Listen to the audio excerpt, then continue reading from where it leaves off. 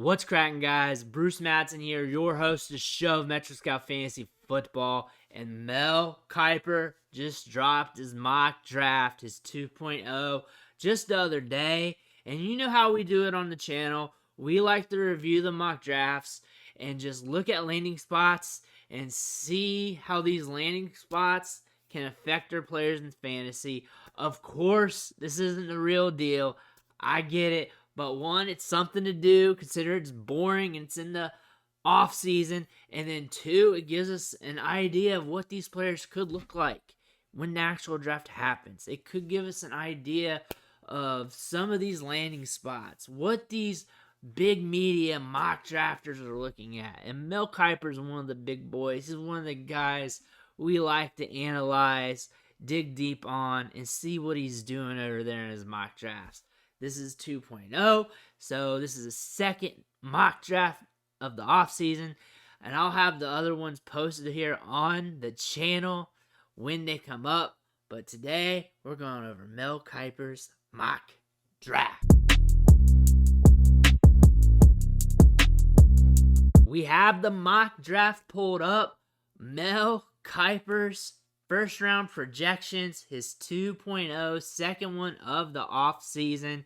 And again, like every time we do this, we're just going over the skill players, the quarterbacks, the running backs, the wide receivers, the tight ends, the players that scores us points in fantasy. I get it, there's IDP, but you're going to have to wait on that. We're just going over the players that we care about for our fantasy teams, the players that we've been talking about nonstop since the season ended, or even before that. On this channel, we've been talking about this since probably like November or so.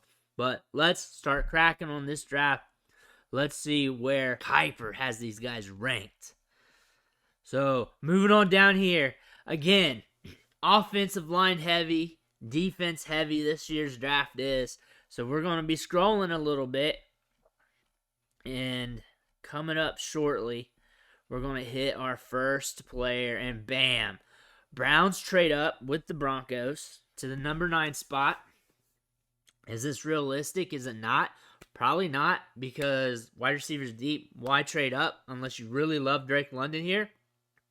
When you get another wide receiver, Garrett, Willis, Treylon, Burks, Jameson Williams. What's the point of this? But that's what's cool about mock drafts. You just create your own fantasy scenario.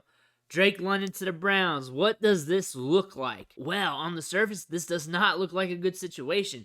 Low volume passing offense, bad quarterback play, Baker Mayfield. However, switching the script around and going away from the obvious, because that's the obvious of what we're looking at with the Browns here. Drake London has a chance to be the wide receiver 1 on this team early in his career. He has a chance of being the main target hog early in his career. Baker Mayfield has the chance to turn things around. He looked good during his initial rookie season. He's had his moments, and maybe he can turn around. Maybe not.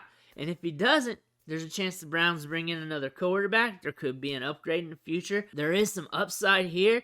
Drake London could eventually be a fantasy-relevant wide receiver. He could be that early in his career. Mayfield needs a stud wide receiver to throw the ball to. Drake London could be that guy. Moving on to our next player to take a look at, Kenny Pickett at 11 to the Washington Commanders. We see this mocked a lot. I'm talking Mayock. I'm talking other big media mock drafters. Kenny Pickett to the Commanders, almost a lot, which means it's probably not going to happen.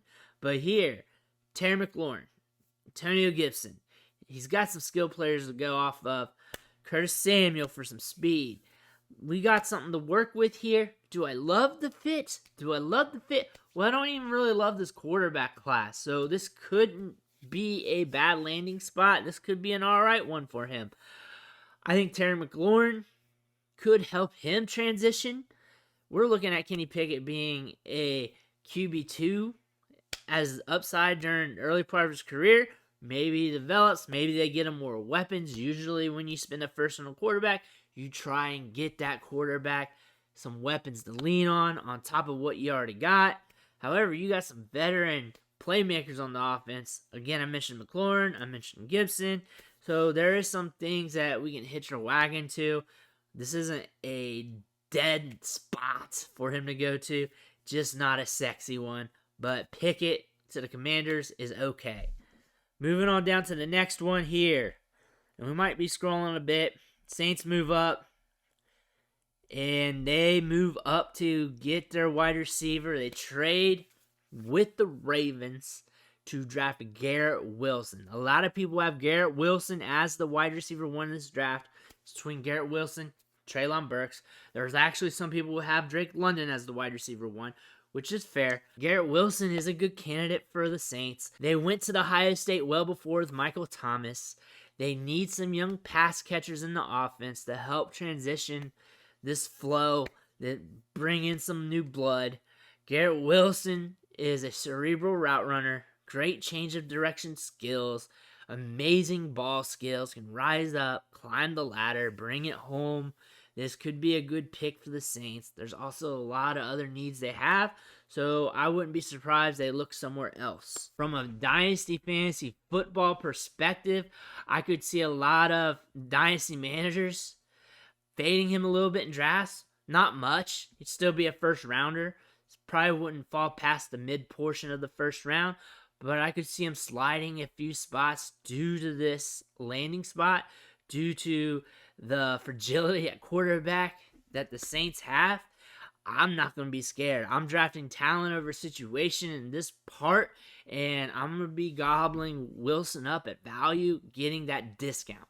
Let's move on to the next player off the board here. And the Chargers didn't go wide receiver. Everybody was hoping Chargers would get a wide receiver in the draft because that's just too sexy. But Eagles go Treylon Burks. We've seen this in some mocks before on the channel. Treylon Burks to the Eagles. This makes the Eagles drafting wide receiver 3 times in a row. Him and Devonta Smith, that seems like a great pair. You think these two wide receivers would be eating too much from each other? You also got some good production at tight end. They also get some production out of the running backs. I think for fantasy, I think this team could carry 2 wide receiver ones. There's a good probability of that. I think Treylon Burks would be the wide receiver 1 on the team, and I think Devonta Smith would be a high-end wide receiver 2. I think those 2 wide receivers would be a good pair. I think this would help the offense a lot. I think this would be another situation where Dynasty gamers might fade Burks a little bit because they're scared of the competition with Devonta Smith. A lot of people are scared of Jalen Hurts. I like Burks' talent, so I'm willing to take on that discount if that happens. Again, I'm not scared of situations too much when the talent is there. The talent's there with Burks. The talent's there with Garrett Wilson. If you're going to straight up call someone the wide receiver 1, wide receiver 2, and be solid with that, situation should not impact you that much and does not impact me here. Moving on down. Malik Willis to the Steelers. I did not see this mock draft until I pulled it up on video today. So what I'm seeing here is live and in the flesh. I'm just straight reacting. And I had a good feeling that he was mocking Malik Willis to the Steelers. A lot of people are. I like the fit. I've said this in other videos. Deontay Johnson, Chase Claypool, Pat Freiermuth, Najee Harris. You got the weapons there. You need to get the O-line, of course. But this is a good transition point for him because he's already got the weapons to lean on. And once they start building that offensive line, or once that offensive line gets a little better, we could see some things happening with Willis. If Willis was going to hit and become a high-end QB1 in fantasy, he would need weapons like he has here in Pittsburgh. This would be the perfect situation for him. Moving on down, further in the draft here. Next player, Chris Olave to the Cardinals. They've lost some wide receivers in free agency. AJ Green, gone. He's old. They got to find a replacement for that. Christian Kirk, gone. Rondale Moore's there. They spent high draft capital on him last year with a second-round pick. Chris Olave, DeAndre Hopkins. I could see this happen. They got to get Kyler Murray some more weapons. They got to retool that passing offense. DeAndre Hopkins isn't getting much younger. Rondale Moore still settling into whatever role he's going to be in. So getting another pass catcher like Olave, a very nuanced, skilled player, could help them out. From a fantasy perspective, I don't see many Dynasty gamers jumping at the bit to get Olave, considering a lot of people got burned with Rondale Moore last year, drafting him kind of high in rookie drafts. I could see a lot of people having the same feeling. A lot of people not trusting the offense. I can see some people fading the landing spot. This really does not impact my value on him. I'm pretty much going to keep him at the same ADP spot that we're seeing him recently in drafts, probably that late first round, early second round range, somewhere around there. Really depends on where people are drafting him at, but I'm willing to take him at a discount as well if everyone's willing to fade him, which I could feel happening with him if he does go to the Cardinals. Moving on down to the next pick here. Jahan Dotson to the Titans. Dotson's more than likely going to be one of the fastest wide receivers at the combine. He's probably going to be one of the fastest wide receivers that's going to be fantasy relevant with high-end rookie draft capital. Dotson here, first round to the Titans. This is the A.J. Brown show. They go Julio Jones there right now. Low volume passing offense. Eventually that's going to change, but that may not be for a while. Dotson there may not get enough volume to be fantasy relevant in the beginning, but things could change.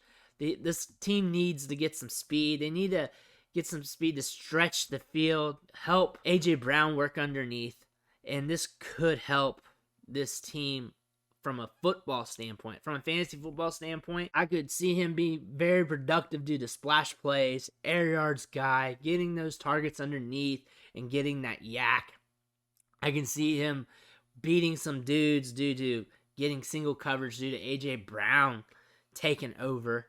I can see that helping him out. Julio Jones is 33 years old. He's not getting younger. This team does need some young talent. Jahan Dotson, long-term wise, could be a good play here. He could be a very cheap asset in year 2 if people want to fade him a little bit. And also with him going to this landing spot means he's not going to get pumped up in round 1. And that means you're more likely going to catch him at a discount still. I feel like he's a very underpriced wide receiver considering draft capital and considering his talent. Moving on down here, see if we got anybody left. Jameson Williams to the Packers. Imagine if Aaron Rodgers stays, they keep him, and they get him a talent like Jameson Williams, the dude that can get yards after the catch. He's very explosive, cerebral route runner, can stop on a dime, then regain speed like that. This is something the offense needs. This could help them out a lot, even if they lose Rodgers, even if they lose Devontae Adams, whatever happens there, whatever happens in that situation. I ain't even going to try and guess. Even if they stay or even if they leave, over the long term, Williams has the chance to be the wide receiver 1 on the team. He has the chance. There's a good opportunity for him to take over with the new quarterback, with old Rodgers, whoever's there 2-3 years from now. This could be his team for the long term. He has the potential to do so. Let's see if there's anybody else to chime in on. And I knew the Lions was going to get a quarterback in this mock draft. I just don't see Matt Corral going to 32. I feel like Lions are going to have to trade up to get him. He's not going to fall this late. I feel like he's been garnered as too good of a quarterback prospect to fall this far. But this guy's got some mobility. He's got some arm talent. I don't think the second or third best quarterback prospect is going to fall this far in the draft. Obviously, in mock drafts, they'll let guys slide here and there that fit the needs. Lions do need a young quarterback for the future to develop. That way, they got this offense transitioning in the right direction. Hopefully, Corral could help this team out big time if he hits.